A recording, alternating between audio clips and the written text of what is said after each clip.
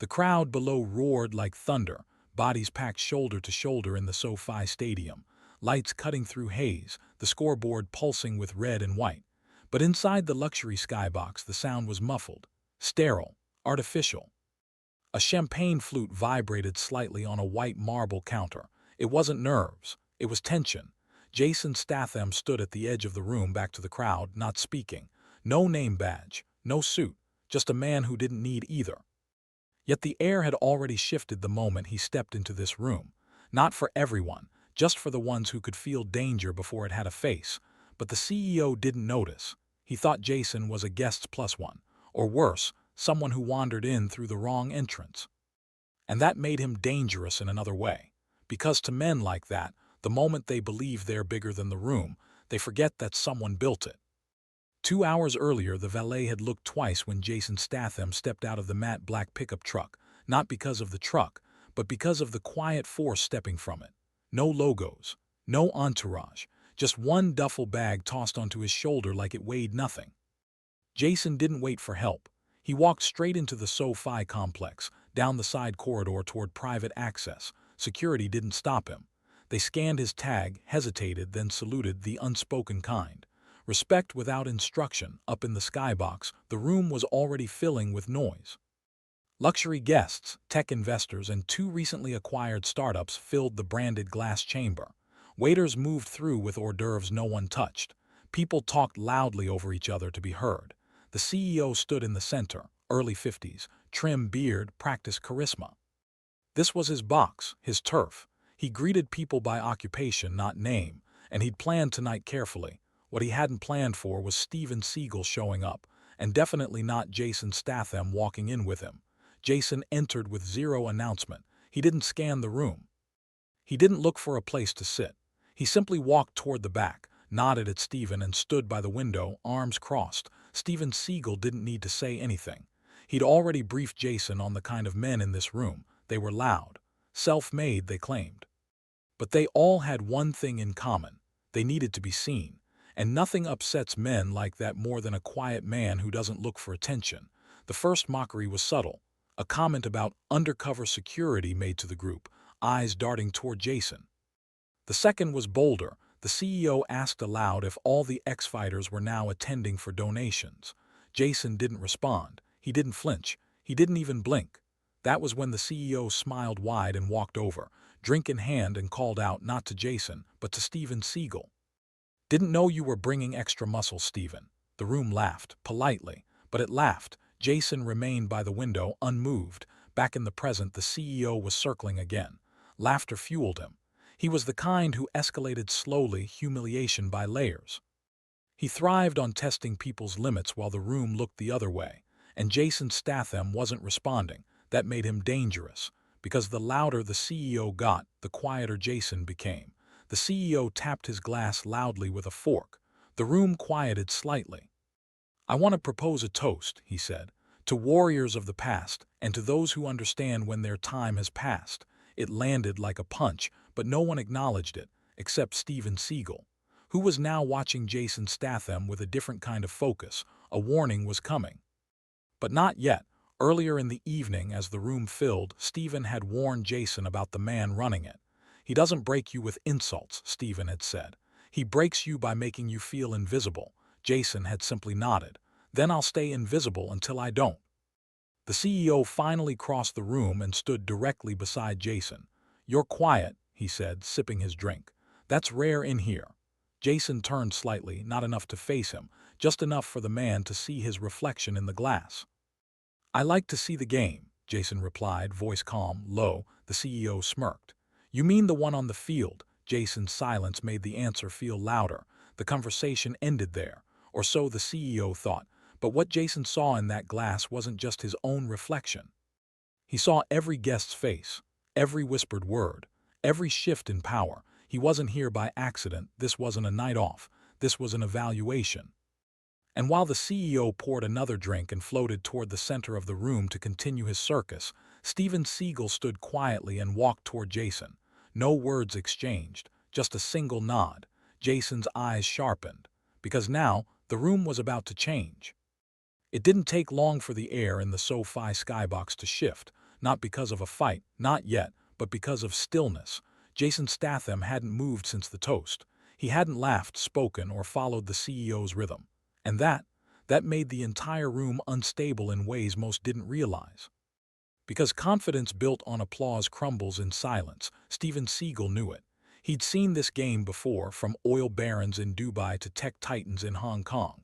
The louder they laugh, the more fragile their power. But tonight he didn't step in yet. Not until Jason gave him the sign. And Jason hadn't blinked. The CEO now paced the room with momentum. He was animated, forcing stories about fundraisers and speaking gigs, sprinkling in one-liners crafted for fake humility.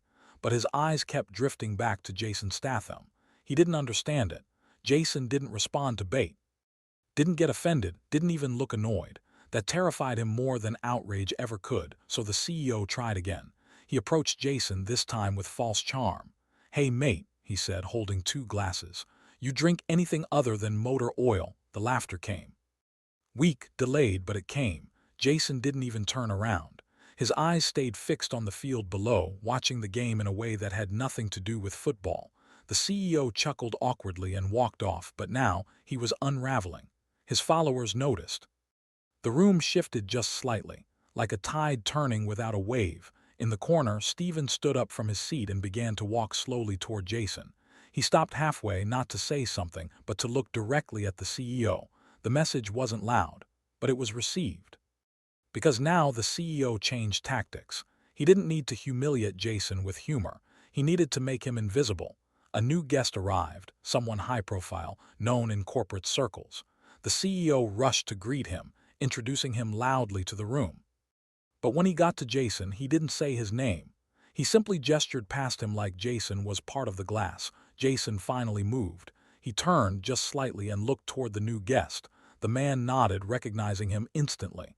His posture changed. Respect flashed in his face. Jason nodded back once, and that's when the crack began. The CEO saw it. Saw how someone far higher than him respected the man he was trying to make small. Panic, dressed as laughter. The game outside roared. Inside, the storm brewed. Jason Statham began walking, not fast, not aggressive, just toward the catering table. People instinctively made space, not out of fear, out of instinct. He poured himself water, drank slowly, and turned to face the entire room. No one asked him to speak. He just stood there. And the room grew quiet. Steven Seagal leaned back against the wall, arms folded. He'd been waiting for this moment, because Jason didn't need to say a thing to change the air. He already had. But still, the CEO didn't get it. He tried once more, louder this time. Desperate.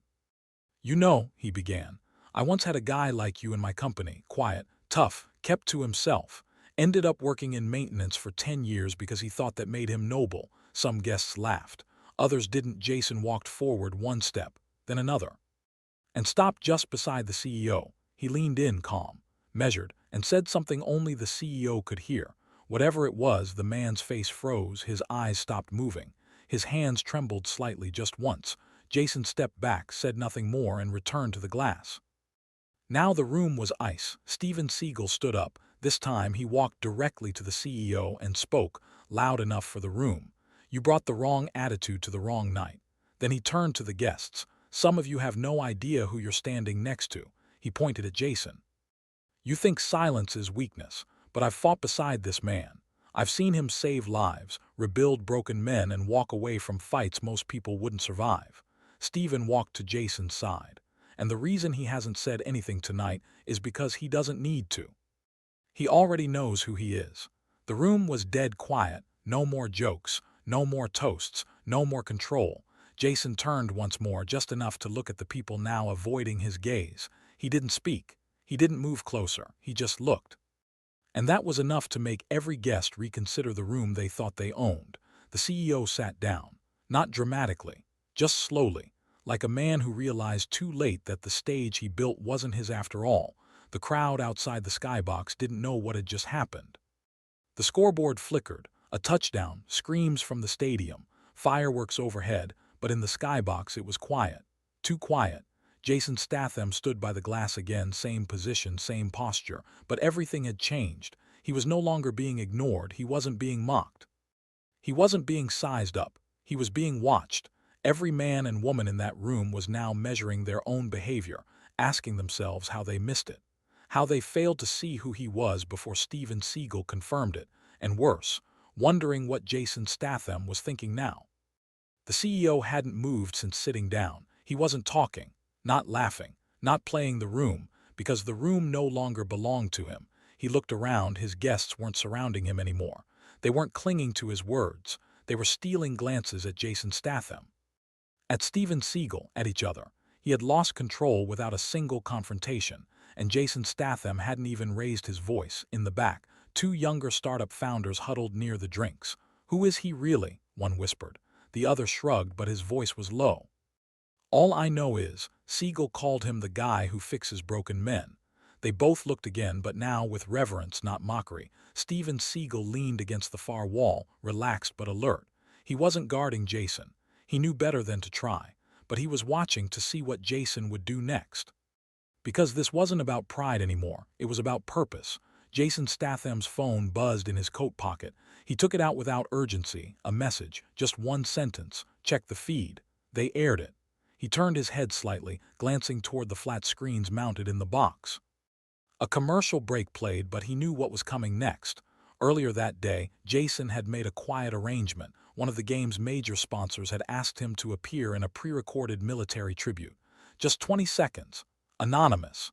Voiceover only. He agreed on one condition. No name credit, just service, just silence. The broadcast returned. The stadium crowd continued roaring.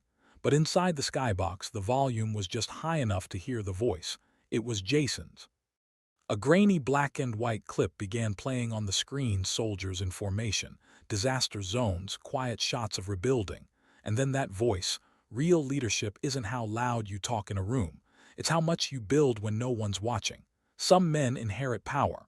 Others earn it." No name, no face, just wait. People in the skybox turned toward the screen slowly, realizing the voice they were hearing belonged to the man behind them. Jason Statham didn't turn to face them. He just watched the field. The CEO stood up, unsure what to do. He stepped forward, moving cautiously toward Jason. No mockery now, just unease. He tried to say something, a joke, maybe an apology, but the words didn't land. Jason finally turned his head and looked at him. Nothing aggressive, no scowl, just clarity. A man who'd already decided what came next and what didn't matter anymore. Steven Seagal stepped beside Jason again. He didn't speak. He didn't need to. But his presence confirmed something unspoken. Whatever the CEO thought he ran here, he didn't. Then the final blow landed. The CEO's assistant walked in, nervous, pale. "Sir," she said, handing him a phone. He glanced at it, blinked, and everything in him froze. The screen showed breaking news. Massive stock drop hits Delbridge Corp after leaked footage confirms CEO mocked ex-veterans on live stream during SoFi event. Someone had recorded the earlier toast, the one where he made fun of Jason Statham, to the entire room. That leak hit hard, real hard. Jason didn't say a word. He just walked toward the glass again and looked out over the stadium. Steven stayed with him. The silence between them wasn't awkward.